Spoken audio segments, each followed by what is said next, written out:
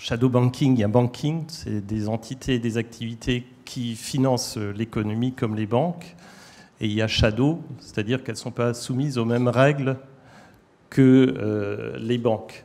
Donc il y a clairement distorsion. Ça fait penser un petit peu à la personne qui perd ses clés dans une rue sombre et qui les cherche sous le lampadaire, et sa femme lui demande mais pourquoi tu les cherches? Est-ce que tu es sûr qu'elles sont sous le lampadaire? Il lui répond, c'est la seule zone qui est éclairée.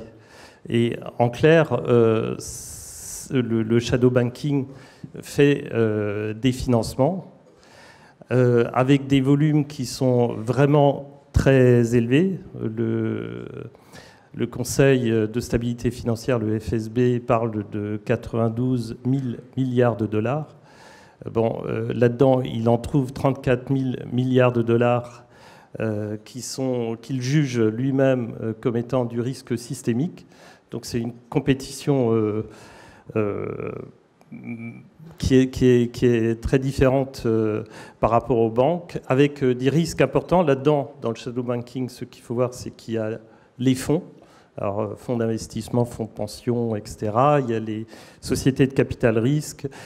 Bref, il y a beaucoup d'acteurs qui sont régulés de manière beaucoup plus faible que nous, avec des risques qui peuvent se produire demain si les taux d'intérêt montent. Ces fonds, les investisseurs vont vouloir retirer leurs billes, et il y aura un problème de liquidité des actifs qui sont au bilan de ces fonds. Et puis, Frédéric parlait par exemple des États-Unis. On peut aussi parler de la Chine. La Chine, très clairement, le FMI a fait une étude qui est sortie en décembre. Michel Bilger, non, il faut s'arrêter là maintenant. Mais en tout cas, je vous encourage à lire. Et la Chine a un shadow banking très très élevé qui a une vraie concurrence.